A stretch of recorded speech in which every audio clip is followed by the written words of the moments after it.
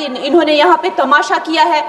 हमारा दिल दहल जाता था इनको देखकर, एसआईआर ये वेल में उतर जाते थे। यहाँ पर इन लोगों ने डराना, धमकाना, धक्का मुक्की, ऐसा कोई इन्होंने किसी तरह की कोई बदतमीजी नहीं है जो एक भी दिन इन्होंने संसद भवन चलने नहीं दिया। हम जनता के प्रतिनिधि हैं, हम यहाँ पर उनकी आवाज लेकर आते हैं, हम कुछ सीखने आते हैं, हम नए सांसद हैं। इन्होंने संसद अगर पिछले 2-3 दिन को छोड़ा जाए तो साल पर शायद ही थोड़ा चलने दिया है। एसआईआर कर करके इन्होंने यहाँ पे तमाशे किए।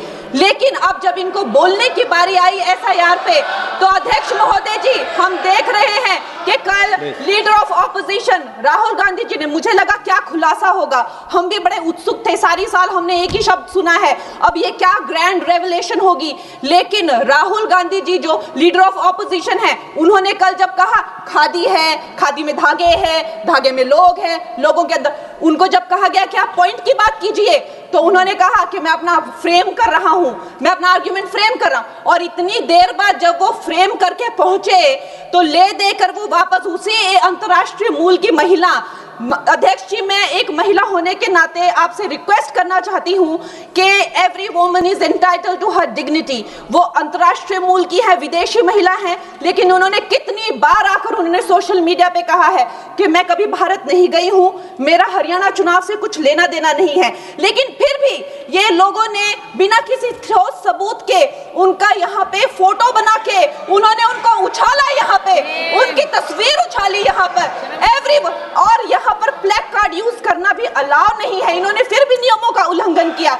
मैं चाहती हूँ सबसे पहले तो मैं सदन की तरफ से उन महिला से बहुत ही माफी मांगती हूँ कि इस सदन में बिना कि उनकी आजकल जो पर्सनैलिटी राइट्स का भी एक बहुत बड़ा क्राइम होता है, उसके उपरांत उनका फोटो यहाँ यूज किया गया, मुझे बहुत खेद है। भारतीय संसद भवन की तरफ से हम उनसे माफी मांगते हैं। और ये देखिए, महिलाओं का हमेशा ये अपमान करते हैं, लेकिन हमारे प्रधानमंत्री चाहे बेटी बचाओ बेटी पढ़ाओ हो, महिलाओं को शौचालय देने से लेकर, महिलाओं को गैस देने से लेकर, महिलाओं को जो है वो छात्रवृत्ति, न जाने कितनी ऐसी योजनाएं हैं।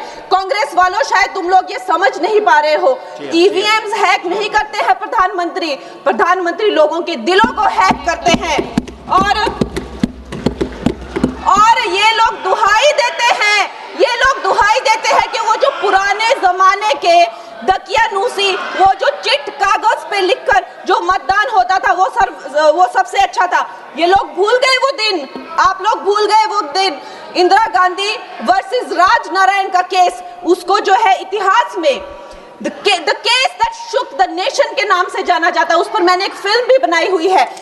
वोट चोरी और वोटों की धांधली के लिए एक प्रधानमंत्री पे एक साधारण से नेता ने केस किया था और उस धांधली में वो पकड़ी गई थी। हर उनका जो आरोप है उसमें सच सिद्ध किया गया था और रातों रात उनको कुर्सी छोड़ने के लिए कहा गया था और रातों रात जो है उनको ये आदेश दिया गया था कि आगे इतने सालों तक आप कभी जो है वो चुनाव लड़ नहीं सकते। ये धांधलियां इन्होंने करी हुई हैं और ये जो है उस टाइम के बैलेट बॉक्सों को उठाकर ले जाते थे ये लोग और आज कहते हैं कि इनको ईवीएम्स जो है वो हैक हो जाते हैं। अध्यक्ष महोदय जी, मैं इनको याद दिलाना चाहती हूँ, प्रियंका गांधी जी कहती हैं कि छोड़ो पुरानी बातें, हम पुरानी बातें नहीं करेंगे, हम पुराने लोगों के बारे में नहीं बोलेंगे। तो मैं ये जानना चाहती हूँ कि आपकी जो माता जी हैं वो तो आपकी अध्यक्ष है और इस वक्त की वो अध्यक्ष है, उनकी जो है आप देखिए, जब उनकी नागरिकता नहीं थी, जब उनके पास 1983 में नागरिकता आई, उसके कितने साल पहले से वो वोट देती आ रही हैं। तो ये जो इनका जो परिवार है, एंटाइटलमेंट से जो ग्रस्त ये इनका परिवार है, ये प्रियंका गांधी जी को भी याद रखना चाहिए। चाहे आपका भूतकाल हो, चाहे आपका वर्तमान हो, आप सब लोग, चाहे ईवीएम हो या चाहे कागज पे लिखा हो, जब आप लोगों के चरित्र में जो है किसी तरह की मर्यादा नहीं है, आप लोगों ने कभी भी इस देश का, यहाँ की कानून व्यवस्था का, संविधान का कभी आप लोगों ने सम्मान नहीं किया हुआ है। और अध्यक्ष महोदय जी, बिहार में जैसे ही एसआईआर आया, एसआईआर लागू हुआ, हमारी सरकार ने जो है कम से कम 60 लाख से ज्यादा अवैध, अब ये जो सारे अमाननीय वोट कार्ड है, ये सिर्फ घुसपैठियों के नहीं है, कुछ ऐसे लोग हैं जो माइग्रेट हो गए हैं, कुछ ऐसे भी लोग हैं जो इस दुनिया में है ही नहीं, 60 लाख से ज्यादा। और अगर वो लोग जेन्युइन थे तो उन्होंने, किसी ने तो रिक्वेस्ट करनी चाहिए थी कि भाई मेरा वोटर आईडी कैंसिल हुआ है। उसके उपरांत जो है 21 नए वोटर आईडी जो है उन्होंने दिए हैं। और इस तरह का एक माहौल बना बिहार में कि आज तक की सबसे ज्यादा वोटिंग जो है 67% वोटिंग हुई। नागरिकों में ये उत्साह जगा कि जो है इस तरह की जो क्लेंजिंग प्रोसेस है वो होना चाहिए। मैं एक देशभक्त होने के नाते अध्यक्ष महोदय जी, मैं ये प्रपोज करना चाहती हूँ कि हमारे देश में जो है हमेशा महीने 2 महीने बाद हमारे जो शीर्ष नेतृत्व हो गए, सारे अधिकारी हो गए, हमारे जितने भी रिसोर्सेज हैं, हम लोग उनको हर महीने 2 महीने में इलेक्शंस में जो है पुश कर देते हैं। इससे हमारे देश का बहुत ही भारी नुकसान होता है।